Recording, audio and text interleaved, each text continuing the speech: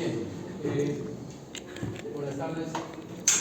Mi nombre es Julio Aguilar, ginecólogo obstetra del Hospital Nacional. Mi cargo es el tema de atención del parto. El parto, como ustedes saben, es la terminación del embarazo después de las 22 semanas. Sea feto vivo, feto muerto, feto pequeño, malformado. Pero después de las 22 semanas de edad gestacional es parto. Antes de las 22 semanas, es decir, hasta las 21.6, es aborto. Son las dos formas de terminación de un embarazo. Es deseable que el parto sea atérmico, más de 37 semanas o más, hasta las 41.6. Antes es pretérmino, después 42 semanas o más es posttérmino, eso ya ustedes lo saben. Pero la atención del parto es una responsabilidad de todo profesional. Ni siquiera no se necesita ser profesional, sino tener cultura general, cultura cívica, para saber ayudar a una paciente que está en trabajo de parto, que está en parto. ¿Qué situaciones pueden haber? Las más disímiles, las menos imaginables. El parto que nosotros vemos los especialistas es en un hospital, con todas las comodidades, con todos los recursos, con todas las precauciones, con todos los cuidados. Hay banco de sangre, hay equipo de especialistas, ginecólogos, obstetrices, residentes, internos, técnicos, enfermeras, hay todo. Pero un parto puede darse en una circunstancia tal que solo la paciente puede estar solita. Muchas veces en la selva, las pacientes van, se adentran un poco al bosque y ahí tienen su parto. Y si vienen con su bebé, ¿no? Son circunstancias diferentes. Y en función de ese escenario está relacionado las cifras de mortalidad materna y perinatal. Es obvio que la morbilidad o mortalidad materna perinatal en un centro súper especializado es muchísimo menor. Tan bajo como en los países del primer mundo. En Perú, en toda la costa, más o menos se dan esas cifras. Por lo menos en las grandes ciudades como es Arequipa, Lima, Chiclayo, Piura. Pero así como en Arequipa, gran ciudad, se dan partos muy vigilados, muy cuidados, en la periferia, por decir, en San Juan de Tarucani se están dando partos que probablemente estén comprometiendo la vida del bebé y la vida de la madre. El médico donde esté tiene la alta obligación de, así no quiera o no le guste la ginecobstetricia, tener que atender un parto. Entonces, para atender el parto, tenemos que tener nociones básicas. De eso se trata la clase, nociones básicas. Ustedes van a profundizar y probablemente en la clase teórica, perdón, en el examen teórico me van a preguntar, porque hay otras clases que se preocupan de las profundidades teóricas de lo que significa el parto. Lo que yo tengo que tocar es básicamente en un hospital o un centro de salud que tenga lo mínimo necesario para poder atender un parto y esté a cargo de un médico. Entiéndase que nosotros somos portadores de poder educar a mucha gente. El policía tiene nociones de tener un parto. El taxista debiera tener nociones de tener un parto. Cualquier transeúnte que es solicitado como ayuda debiera saber atender lo que son básicas, como es tratar en lo posible de llevar cuanto antes a esa parturienta a un centro de salud donde se encuentra un médico, un obstetriz que entiende mucho más de la atención del parto. Que si se da el parto, por lo menos saber cómo en una superficie limpia, en lo posible, se pueda recibir al recién nacido y evitar el peligroso problema del tétanos neonatal, que puede matar rápidamente no solo al bebé, sino a la madre. Eso depende de las condiciones higiénicas del momento del parto. Pero sabemos que el parto no solamente es la salida del bebé. El parto implica cuatro periodos: borramiento y dilatación, expulsivo, alumbramiento y el posparto inmediato, que es el cuarto periodo que muchos autores lo consideran, y que a efectos de tener mejores resultados en cifras de morbo y mortalidad es conveniente considerarlo como un cuarto periodo del parto. Entonces, en función de los escenarios, nosotros tenemos que tener las nociones básicas. Antes de ello, lo que he mencionado es el parto respecto a la edad gestacional, el parto eutóxico respecto a que no hay intervención mayormente de la persona y el parto se sucede en un curso normal. Es una gestante de término, el feto en presentación cefálica de vértice, el parto se sucede, el producto transpone el parto vaginal sin mayor problema y sale un recién nacido en buenas condiciones. El distóxico ya existen problemas en alguno de los momentos del parto. Puede ser en las fuerzas exclusivas, puede ser en la pelvis materna, puede ser en el bebé. De tal manera que el parto distóxico implica distocia por parte de la madre, distocia por parte del bebé, distocia por parte de los elementos ovulares, como es la membrana, el cordón umbilical, la placenta. La atención del parto, conjunto de actividades, procedimientos e intervenciones en las diferentes etapas del parto. Todo lo que hacemos estando la paciente en parto, todo lo que son las actividades que implica la atención del parto. Esto rápidamente, que ustedes ya lo han estudiado. Tenemos una paciente que está con cuello cerrado, no dilatado, pero ya hay contracciones. ¿Cuándo decimos que ya empezó el parto? Tiene que darse unas mini consideraciones que tiene que ver necesariamente dinámica uterina que configure borramiento y dilatación. Si la paciente tiene borramiento de un 50% centralizado el cuello y dinámica uterina de 2 en 10, decimos que ya empezó el parto. Puede que el cuello esté un poquito de 1 centímetro, pero no hay dinámica, ¿no? El cuello está posterior, puede estar dehiscente, todavía no decimos ello. Tiene que conjugarse esos 3 requisitos: dinámica uterina, un cuello centralizado, borrado por lo menos 50%, ¿no? Y que tenga dilatación por lo menos 2 centímetros. Se sucede el primer periodo del parto con borramiento y dilatación hasta cumplir los 10 centímetros, así que ya el cuello desaparece y es la presentación que empieza a bajar. Entre la dilatación de 10 centímetros y la salida del producto es el periodo exclusivo. Y de la salida del producto a que sale la placenta es el periodo de alumbramiento y el cuarto periodo del parto, que son las 2 primeras horas después del parto. Entonces, ¿qué pasa en la primera etapa? En la primera etapa, el primer periodo del parto, están las fases. Fase latente, fase activa, todos ustedes han hecho las prácticas, que lo saben perfectamente, y hay diferencias entre la nulípara y la multípara. La nulípara demora tal tiempo, por decir 12 horas, que la multípara en ese tiempo dura 2/3 partes, es decir, aproximadamente 8 horas. Que en la segunda etapa hay diferencias también en la nulípara y la multípara. La nulípara puede durar 90 minutos, en cambio en la multípara 60. Es decir, si la presentación es cefálica de vértice, puede llegar de manera normal en una multípara hasta 60. Y en la nulípara a veces uno se escandaliza, pero ¿cómo? Ya está media hora sufriendo la paciente, el bebé debe estar sufriendo. No, es que hay tiempos correspondientes. Nadie es loco de permitir que siga la paciente empujando, que no se haga nada si los latidos se alteran, si la mamá está como toda deshidratada y sin fuerza. No, hay muchas cosas que hacer antes que ello, pero tenemos un periodo límite. En la nulípara, o sea, la primigesta, de 90 minutos en la segunda etapa, que es el exclusivo, y de 60 minutos en la multípara. Obviamente que con la ayuda del profesional, el apoyo emocional, el apoyo hidroelectrolítico, etcétera, y posicional, los pacientes, la gran mayoría, el 95%, dan antes de sus tiempos.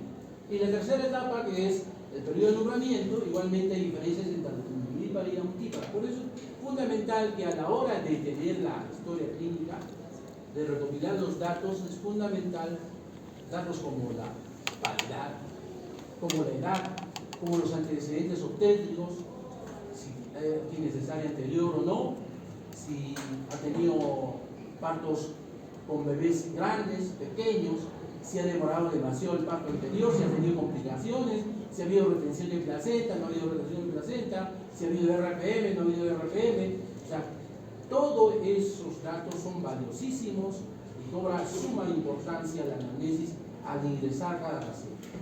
Una paciente nulípara, primigesta, o que haya podido tener algún aborto, ya no sería primigesta, pero es nulípara, que por primera vez llega al parto de un feto de término, probablemente no tenga mucho de antecedentes fundamentales, ¿no?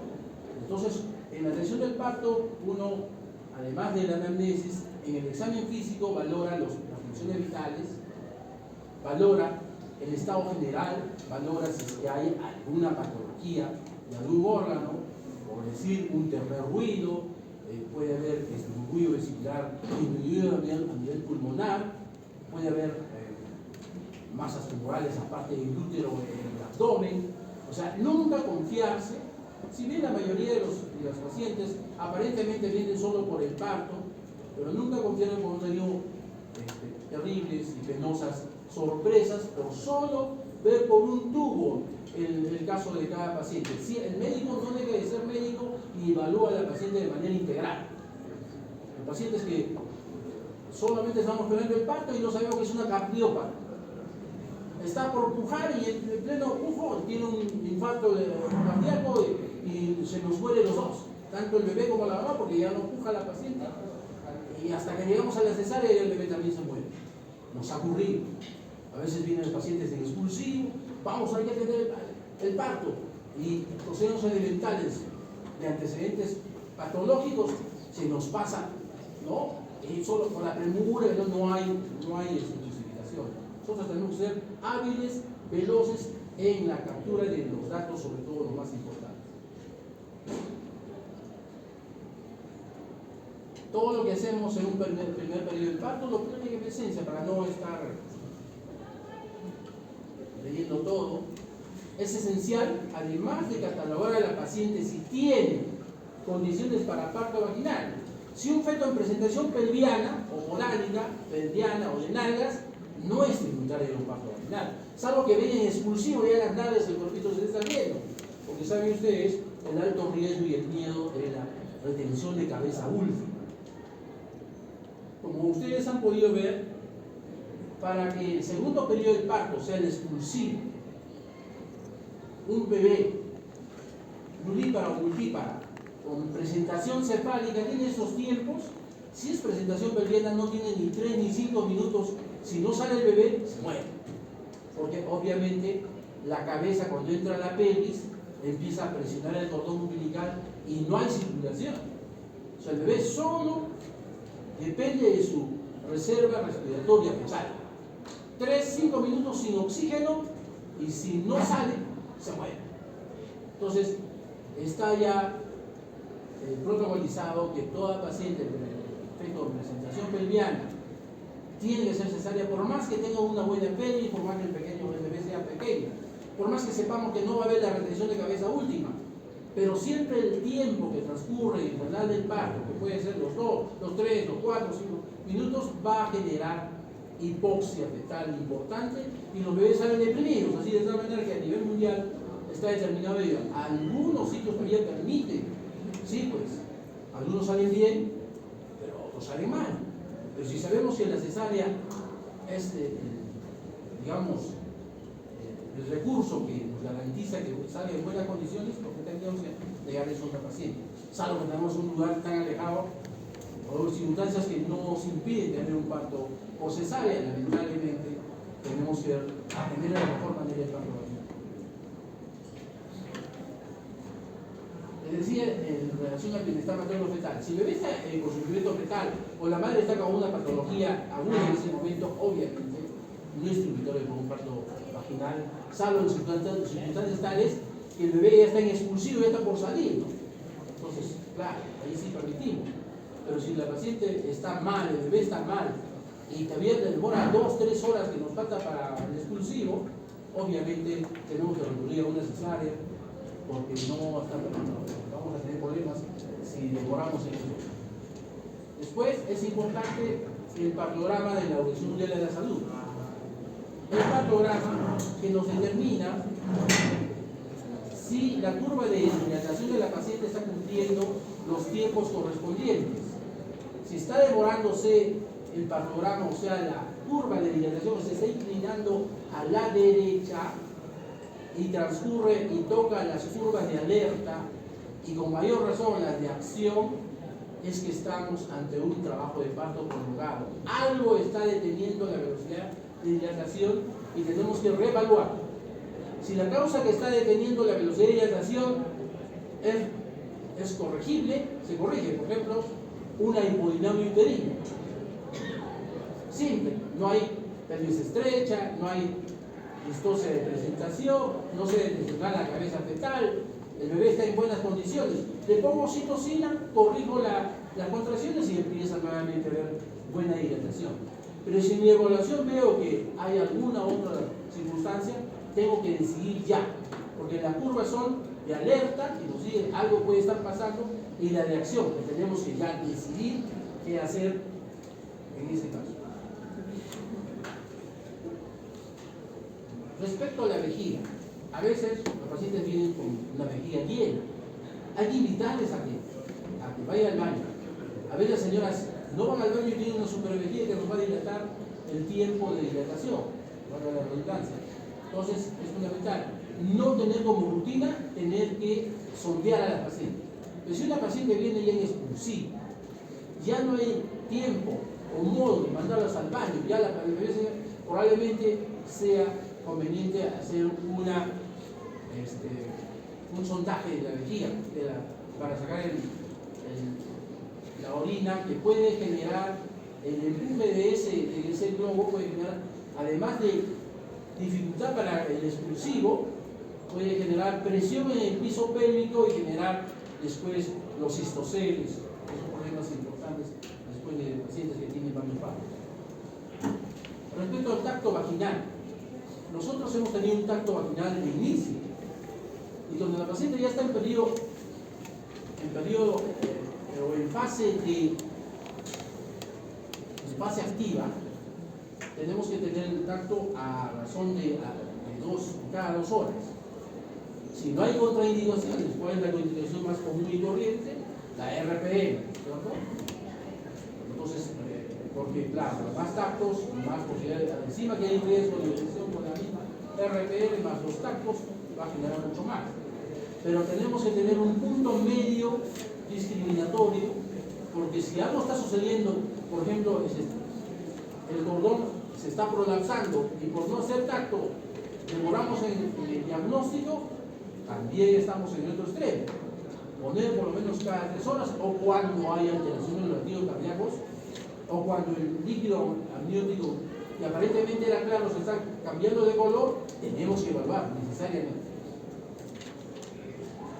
Respecto a la ruptura artificial de membranas, es bien sabido que la ruptura artificial de membranas, o que es la amniorexis, es un elemento que ayuda en 2 circunstancias.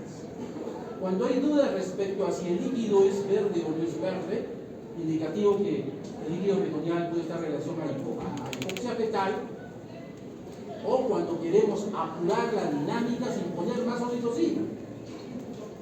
Está demostrado que el solo hecho de romper las bolsas aumenta la actividad uterina y aumenta la velocidad de dilatación cervical. Pero hay que saberlo hacer, ¿no? ¿En qué momento? En el momento en que haya imposibilidad de que prolapse el cordón. Vale decir, si yo tengo una cabeza alta, en -3, en -4, viene la contracción uterina, no baja la cabeza, pero sí abomba tremendamente la bolsa de las aguas. Si yo rompo en ese momento, va a salir buena cantidad de líquido y probablemente por ahí se escape el cordón umbilical. No conviene. Tiene que estar la cabeza por lo menos insinuada, descendida, mejor si está encajada, que me da la seguridad de que por más que haga amniorexis, no va a escapar el cordón por alguno de los obstáculos. Eso es fundamental. Nunca hacer el RAM en presentaciones altas, salvo en ciertas circunstancias, ¿no? Donde uno se lleva el riesgo del prolapso del cordón, pero yo tengo listo una sala de operación. Entiéndase que el prolapso del cordón es una emergencia absoluta. Si yo me demoro, la cabeza empuja, presiona el cordón contra la pelvis materna, hay bloqueo de la circulación funicular y eventual muerte en 3, 4, 5 minutos. Cuando tenemos eso, nosotros ¿qué hacemos? Inmediatamente hacemos un tacto, empujamos la cabeza, luchamos contra el útero que la empuja, nosotros con los dedos empujamos la presentación y está el cordón ahí latiendo al lado de nosotros, está latiendo el cordón. Y así tenemos que ir hasta sala de operaciones. También nos subimos a la camilla, ustedes han visto esas series de televisión, atenciones médicas, se sube a la camilla, el que está ahí dando RCP, en este caso nosotros nos subimos a la camilla ahí con la madre con piernas abiertas ahí como eso, y que nos lleven a nosotros más hasta sala de operaciones y tenemos que estar hasta que le pongan la anestesia, hasta que corte, y cuando se salga hay una persona que está justamente sosteniendo que la presentación presione el cordón transversal. Respecto a la deambulación, también hay preguntas al respecto en el momento del parto. ¿Es preferible la deambulación? Hay señoras que están ahí presas, amarradas. No, no te levantes, estás sobre el suelo. No te puedo controlar. Para escuchar los latidos tienes que estar echada. Eso es malo porque la deambulación encima que mitiga el dolor, posibilita que haya mejor dinámica uterina y por cuestión de gravedad avance más rápido el parto. Respecto a la ingesta de alimentos líquidos, es recomendable sí agua azucarada, pero no alimentos, ante la posibilidad de que se nos complique el parto y tengamos que hacer una cesárea de emergencia. Y ahí vomita la paciente, lo que ha comido, lo que le hemos dado, y eventualmente puede haber una neumonía por aspiración. Y eso es bastante grave. Entonces mejor agüita, máximo agüita, y aún incluso si no es mucho pedir a la paciente, mejor que se abstenga de tener ingestas ante esa eventualidad. Sobre todo eso lo hacemos en hospitalización, porque cualquiera de las pacientes que aparentemente están yendo bien, alguna se complica y resulta que se ha tomado medio plato de almuerzo. ¿Qué hacemos? Es un problema. Entonces, le estamos dando un metoclopramida endovenoso, estamos tratando de atender a la paciente, estar muy atentos a la paciente que vomite, a estar rápidamente volteando de costado, y aún así se nos complica. Respecto a la administración de vía, unos dicen que no, que sí, que tener una vía la estás limitando en su movilidad. Sí es mejor poner una vía, no importa que esté con su poste ahí caminando, es mejor una vía porque ante una emergencia y no tenga vía, probablemente no pueden encontrar una vía. Eso ha ocurrido. No, ya la señora está bien, no te preocupes, ya, primero atender el parto. Viene el parto, sale el bebé y empieza una hemorragia profusa. Ponle la vía, no le pusiste y no encuentra la vía. Porque la paciente se está chocando, está hipotensándose y no le encuentra la vía. Y es un problema serio. Tenemos que llamar a emergencias del mismo hospital, a llamar a alguien que sepa catéter central, porque no lo encontramos. Hasta que hagamos una flebotomía, etcétera, viene y le pone un catéter central y estamos administrando líquidos en una paciente que se está chocando. Entonces, siempre mejor es una vía, estén en posta y lo que sea, en cualquier sitio, mejor una vía. Porque la circunstancia de una hemorragia se da sobre todo en cualquier momento, pero principalmente después que salga el producto. La famosa hemorragia postparto, que es la primera causa de muerte materna en nuestra patria y en países del tercer mundo. Es una vergüenza, pero sí ocurre. El primer mundo no, pues, es raro.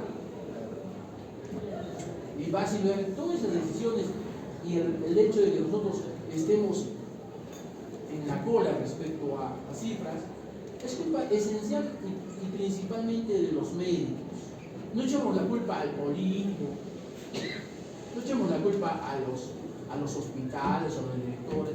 Esencialmente es nuestra culpa. Nosotros tenemos capacidad de decisión muchas veces y podemos presionar para que las autoridades y todos nos pongan todo lo necesario. Y si yo soy responsable de una circunscripción médica periférica, igualmente me puedo tirar la pera, rascarme y irme a estudiar para el residentado y me interesa un comino que ocurra en lugar de ser unos. O puedo presionar para que se me equipe de la mejor manera, como hay servilistas para bajarse el sombrero que hacen un antes y un después cuando están ellos en su centro, que equipan súper bien su posta en todo sentido, no solo en cuestiones económicas. Eso es tener la conciencia de querer hacer algo, ¿no? Porque eso lo hacen normalmente en otros países. En nuestro país no se hace. Respecto a la hemorragia postparto,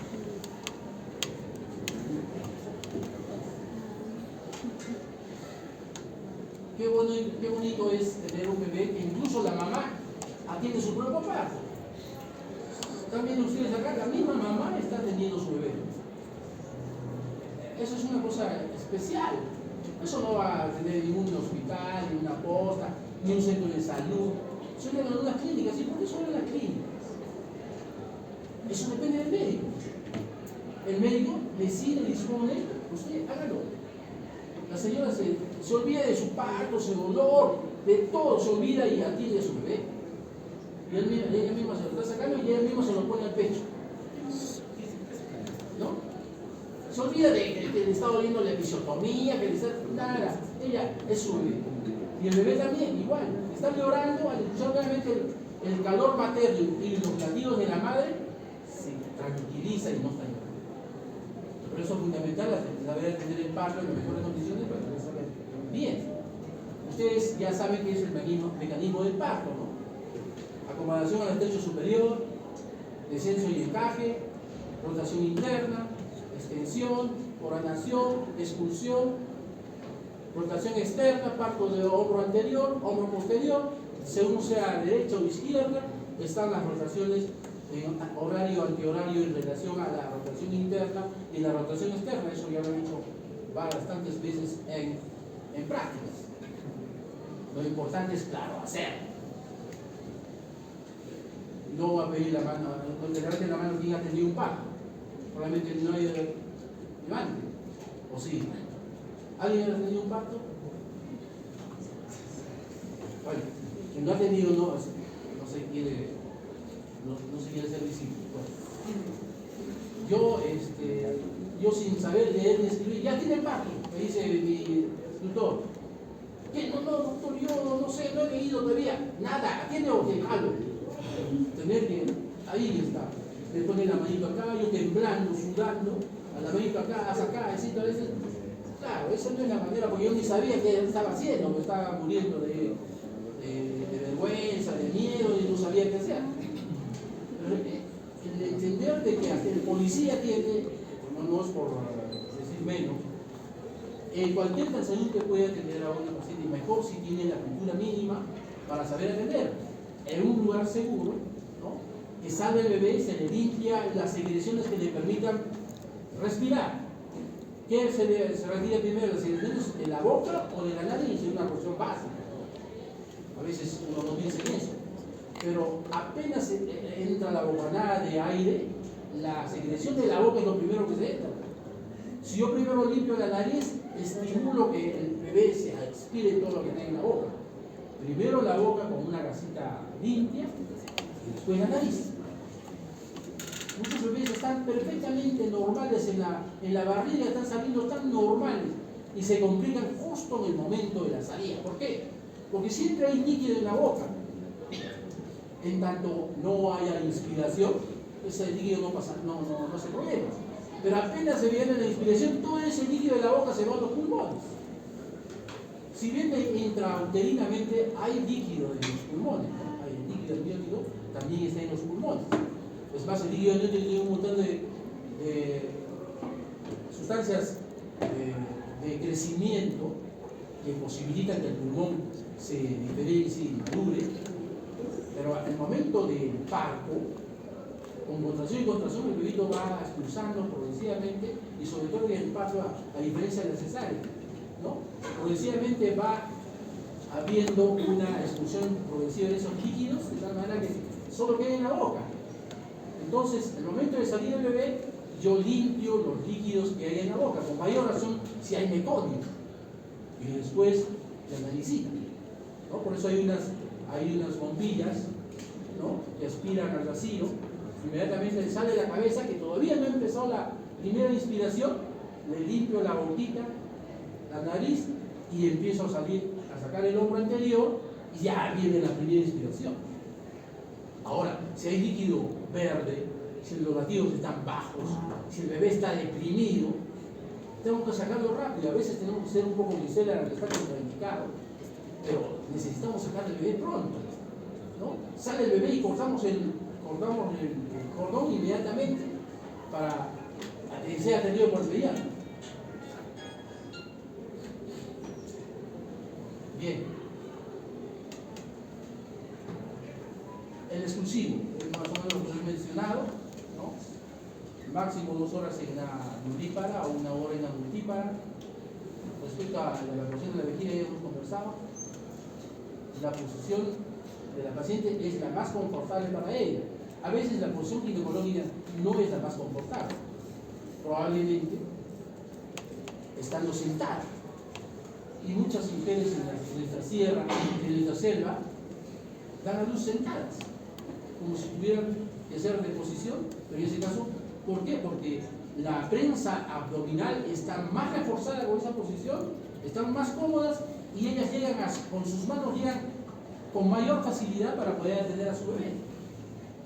Es mejor si hay personas que le ayuden, pero ella misma pudiera atenderse sola en de cuclillas.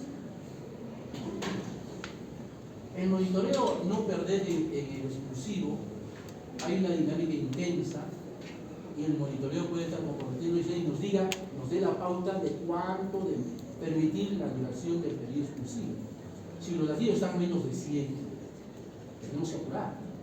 Puede estar 100 por un DIPS 1, 100, pero después se va la contracción y sube 120, 130, no nos preocupamos. Pero si viene una contracción que está en 80, 70, se va la contracción, está en 100, 70, 80, ese bebé está mal. Tenemos que sacarlo pronto. Tal vez empujando un poco, tal vez ayudando a la rotación interna. Los huesitos del cráneo fetal están un poco cabalgados, que nos permite tener una cejita, una ceja, un borde de apoyo para el dedo y rotar en el sentido correspondiente. Si es en posición izquierda, para hacer la rotación antihoraria y que se posicione en occipito pública. Si no está en occipito pública, no avanza. Entonces entra el tacto y está en occipito izquierdo anterior. Pues el bebé está mal, quiero sacarlo pronto. Viene una contracción y le empujo antihorariamente en ese bordecito porque se ponga en occipito pública y salga rápido. En las posiciones posteriores, ahí sí viene la complicación. Si tenemos bebé, si no tenemos necesidad de inmediata, tenemos que ayudar a hacer la rotación pues larga de 145 grados. En cada pujo podemos ayudar hasta digamos 45 grados, hasta de 50 a 90 y rápido lo posible sacar. Esa es una ayuda que hace el médico, solo el médico. No lo hace el policía, no lo hace el bombero, no lo hace el taxista. El médico sabe cómo, con su palpación y dónde está el foco de máxima filtración, ve si el bebé está vivo o muerto. Y a la vez se da cuenta si está en posición izquierda o derecha. Y en función de eso sabe cómo hacer la rotación interna. ¿Qué es lo que demora más? La rotación interna, ¿no? Porque si está en occipito posterior, izquierda o derecha, tiene que rotar 145 grados. Entonces tenemos que ayudar en ese sentido a la paciente, ya sea rotar en las posiciones derechas, rotar en sentido horario y en las situaciones cierras en sentido antihorario. Después, el parto de la cabeza fetal, la protección del perineo. La protección del perineo es fundamental para evitar en lo posible la episiotomía. La episiotomía o el corte en el perineo no es deseable porque produce vaginismo, dolor, infección, siempre produce morbilidad que puede ser importante, que puede ser incluso puede llegar la misma episiotomía a ser un desgarro hasta el alma, si es que no se sabe atender ello. La idea es que aún siendo primigesta pudiéramos evitar la episiotomía. Antes había el adagio de decir, primigesta tenemos que hacer episiotomía, porque es más difícil, es más duro el tejido, etc. No, es posible con un poquito de masajes con los dedos ayudar en el reblandecimiento. Uno dice que no, se está edematizando, ¿no? Pero eso ayuda a que se relaje, se estire un poco, se ayude, ¿no? Y finalmente se puede atender el cuerpo, conteniendo, justamente disminuyendo la tensión en el punto de ruptura inminente,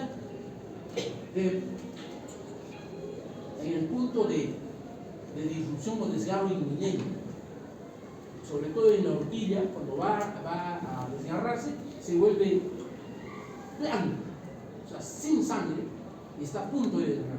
Nosotros tenemos que traccionar el tejido periférico para juntarle y disminuir esa tensión. ¿Es posible? Sí es posible en buena parte de casos. Si no es posible, por lo menos el desgarro va a ser menor. Siempre hay que hacer la protección del periférico. Si se da la episiotomía, que sea la menor posible, la suficientemente necesaria para que salga la cabeza del bebé. Si un bebé está en sufrimiento y necesitamos que salga pronto, probablemente sí está justificado una episiotomía amplia para que salga el bebé porque está en malas condiciones. A veces hemos tenido bebés que están con 30, 20, tú lo escuchas, yo no lo escucho, es el latido de la madre, no, esto, saquemos rápido una episiotomía, no sale otra episiotomía en la misma paciente, una episiotomía, otra episiotomía para que salga el bebé pronto. Algunas veces hemos tenido bebés con el pediatra decía, no, si no hay latidos, pero antes no hay la reanimación y empiezan los latidos, ¿no? Eso depende mucho de las actitudes sobre los profesionales que atienden a un parto.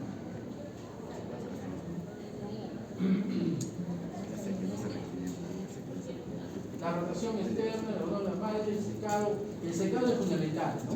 El bebé sale con un líquido caliente, bañado de líquido caliente, y se va a enfriar rápidamente. Tenemos que hacer el secado correspondiente para evitar problemas de baja temperatura en el bebé. La ligadura del cordón.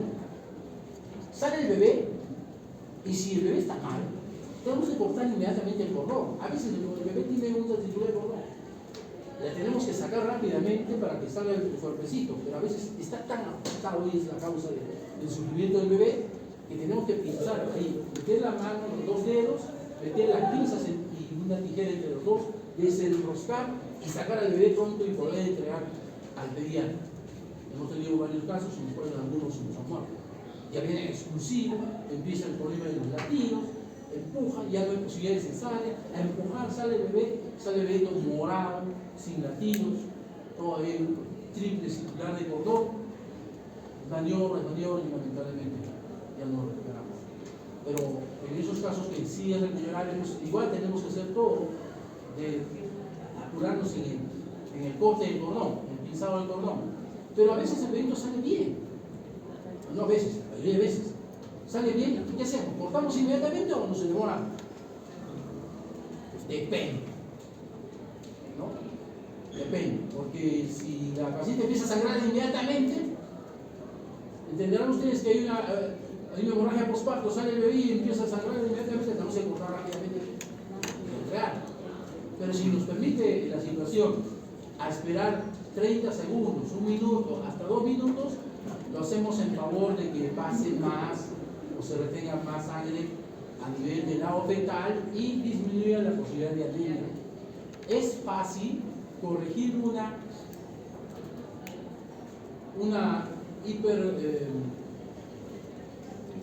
Lo contrario de anemia es es más fácil corregir porque le hacemos una sangría al bebé y ya lo corregimos. Pero corregir una anemia es mucho más complicado, más tiempo. Y eso es uno de los parámetros de nuestra razón de ser país tercermundista, ¿no? Si imaginan ustedes, por culpa de nosotros, uno tiene 70% de anemia infantil, eso es culpa médica. Echamos la culpa que no tenemos plata, que no nos dan plata, que no... Eso es mentira. Países más pobres que nosotros no tienen esas tasas, básicamente por acción médica. El médico discurre, hace su programación, ha aprendido a hacer planificación médica, ha hecho dirección, ha hecho administración. Si ustedes sustentan ello, ¿quién les puede decir que no? Si es para nuestros niños. Pues somos nosotros los principales causantes de esas terribles cifras.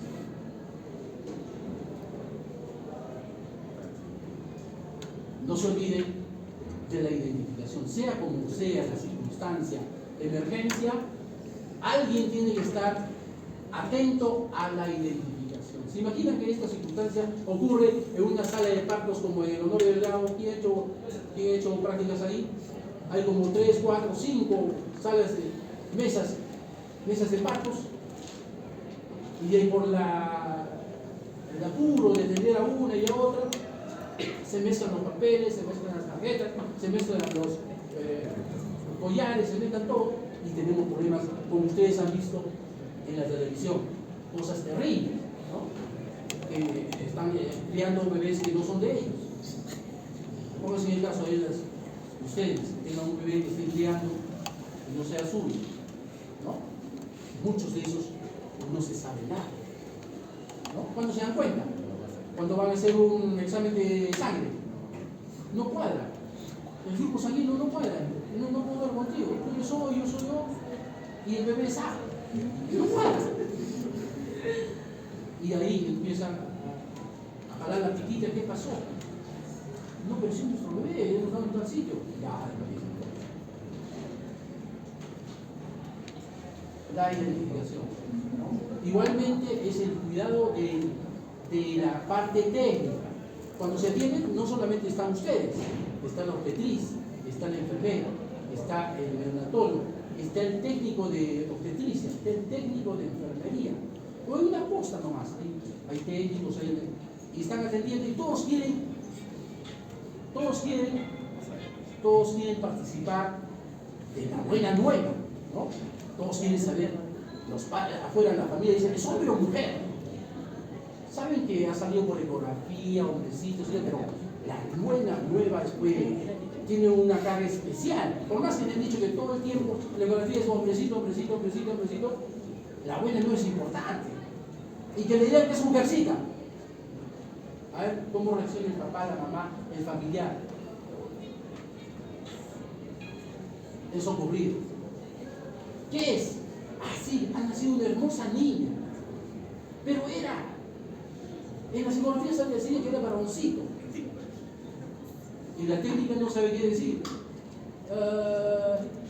Mejor que espere que el neonatólogo le diga. Y el neonatólogo se demora. Y el ginecólogo también se está demorando porque está haciendo la episiotomía. ¿Por qué se están demorando? Algo está pasando. Sí, efectivamente es una niña.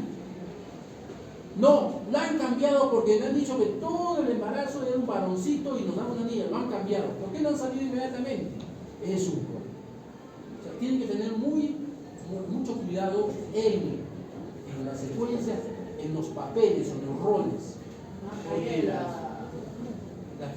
familia que está afuera esperando está con muchas ideas en la cabeza. Ustedes tienen que saber manejar ello. Ahorita en los hospitales hay por lo menos 2 o 3 juicios en relación a eso. Una señora le han dicho que era embarazo doble. Doble. A la hora y hora solo le queda un bebé. ¿Qué piensan? Pues eso fue porque se están robando un bebé. Si le dicen que es hombre y es de mujer, sino que muchas veces hay una ecografía que dice que es hombre, ¿sí? Pero se le dice, no, con cierta seguridad. Pero le ponen en el informe algo, ya me han dicho que es hombre. A la siguiente no pone nada. A la siguiente no pone nada, nadie se quiere comprometer en si es hombre o mujer. Pero ya, la paciente ya tiene una información de alguien que dice que es hombre. Hacen toda la ecografía y la señora dice, pues es hombre. Si nosotros no me han dicho nada, es que es hombre. Y sale mujer, y ahí. Cuando sale, le dicen mujercita, y sale hombre, no es el problema. ¿Qué será?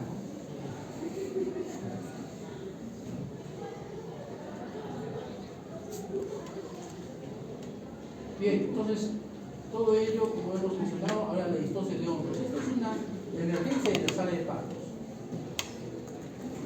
Que se quede el hombro, se atraque porque no pasa el pubis, y no sale, y el bebé ya empieza, como tiene ya la cabeza afuera, empieza a tener estímulo de inspiración, pero necesita o ya están inspirando, pero no es posible, porque el resto del cuerpo está adentro, empieza a haber una hipoxia relativa, en el tiempo puede matar al bebé. Entonces se necesita corregir la distosia de hombro. ¿Cuándo ocurre ello?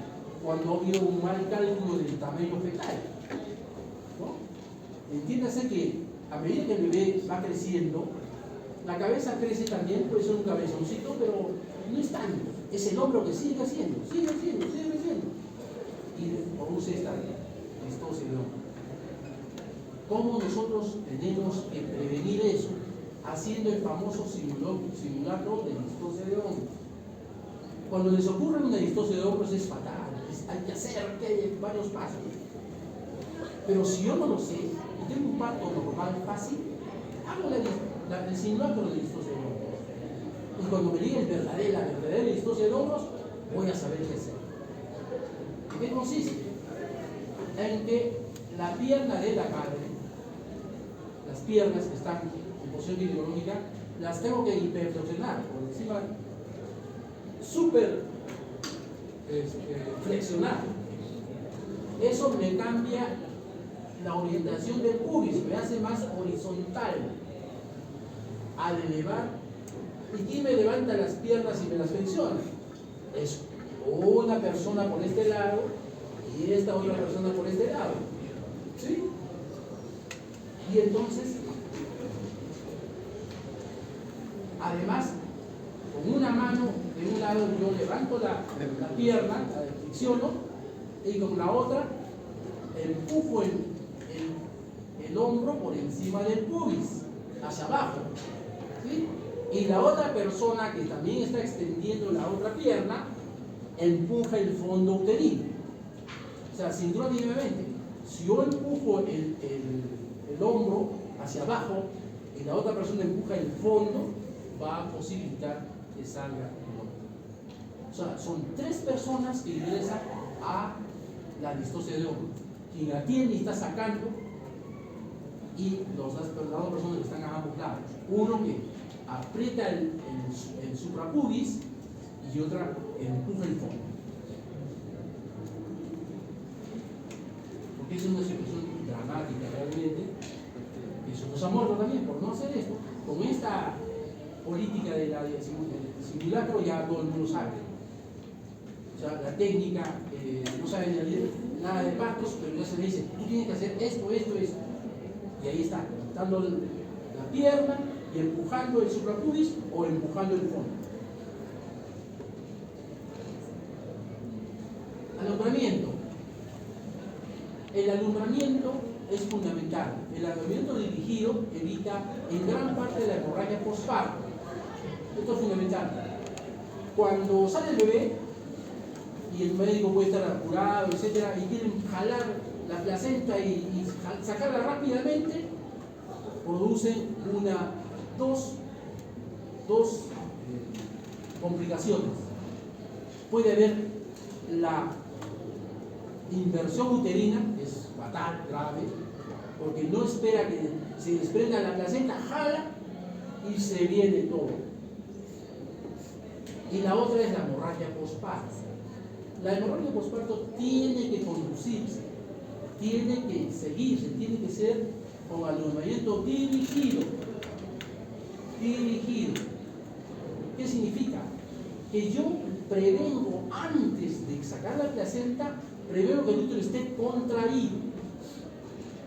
No sé si me explico.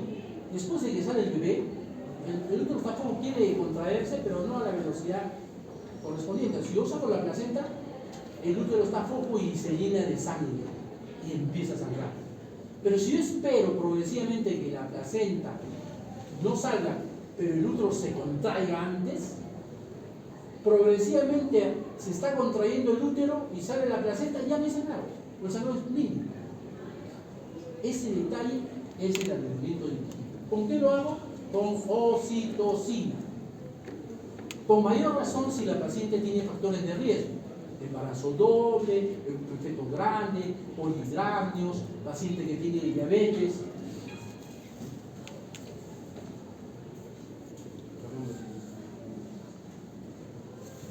Aló. Estoy en 10.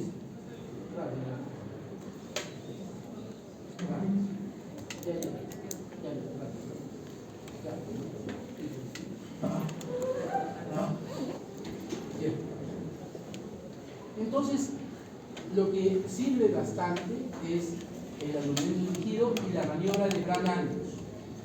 ¿Qué es la maniobra de Bragg-Andrews? Es la facilitación del desprendimiento de la placenta. ¿Por qué se demora el alumbramiento?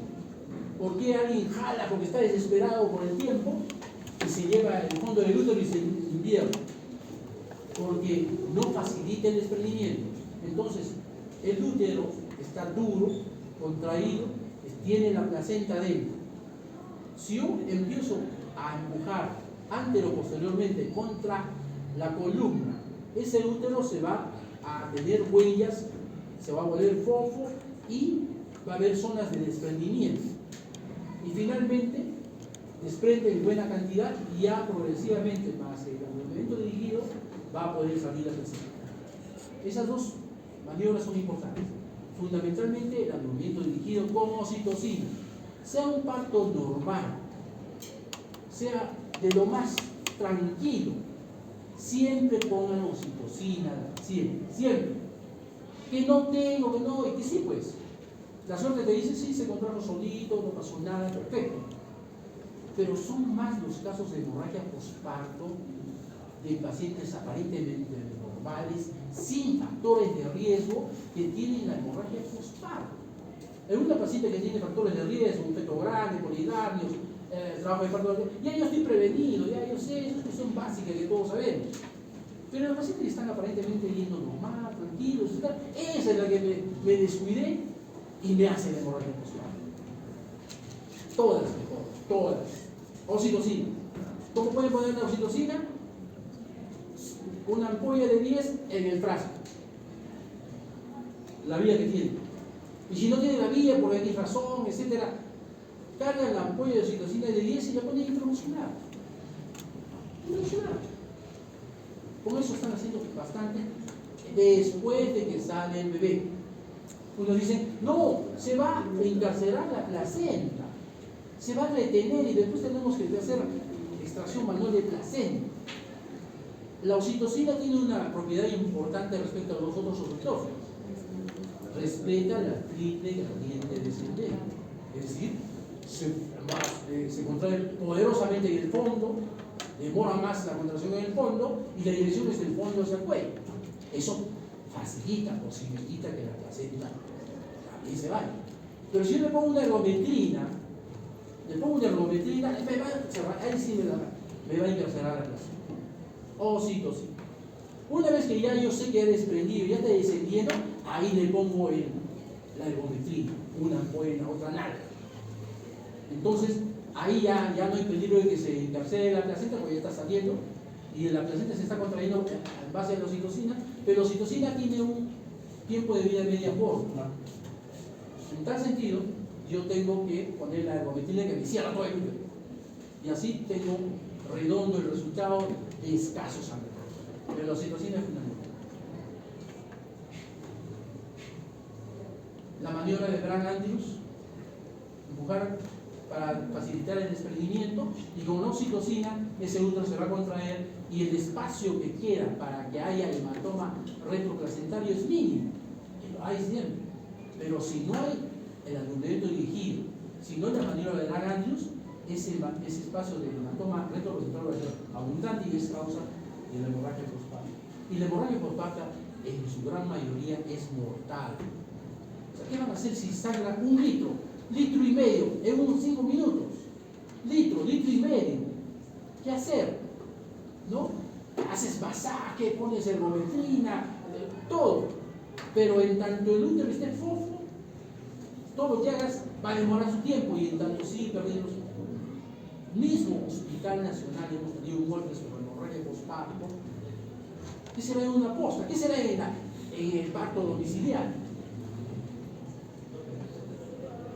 El cuarto periodo del parto, que ahí donde nos damos cuenta de la hemorragia postparto por atonía, o sea, en parto normal y con mayor razón en poscesáneo.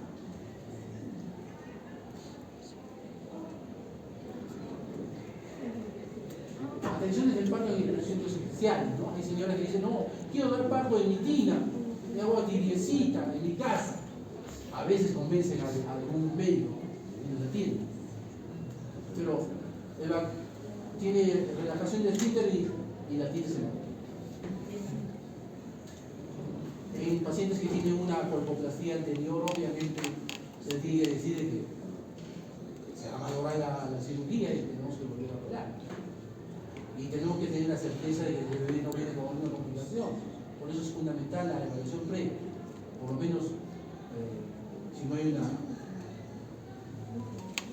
macrocefalia, si no hay una malformación que pueda valorar todo plan de parto que podamos tener, las episiotomías y los desgarros correspondientes. El desgarro del cuarto grado es incluso que desgarra la mucosa rectal. Obviamente, usted está en su posta, ¿qué hacer? No es difícil de reparar, es escandaloso, etc. Pero si uno respeta su anatomía, sus planitos, y tiene su biclil 3 ceros, tiene su crómico 0 y 1, lo puede reparar. Pero claro, hablar es fácil, ¿no? Entender ese caso, pero entiéndase que si ustedes lo dejan así, se queda con incontinencia fecal. En África, que hay países que están peor que nosotros, un montón de pacientes con incontinencia fecal. Porque dan a luz ahí, ella solita se tiene. Sale el bebé, sale todo embarradito y todo desgarrado. Y la paciente, por vergüenza y por otro, va y no saben arreglarlo, se quedan incontinentes. Y es terrible. Aquí felizmente es poco, pero hemos tenido casos de que tenemos que arreglar. Pacientes que tienen su parto en la casa, en el campo, en otros sitios, pero van después de un mes, 2 meses que ya no pueden soportar porque tienen que hacer un esfuerzo tremendo de juntar las nalgas para que no se les salga constantemente las heces, y ya pues ya no soportan eso y tienen que hacerse la evaluación correspondiente. Pero es mucho más sencillo y fácil hacerlo de manera aguda, en el momento. Ok, si tuvieran alguna pregunta, si no...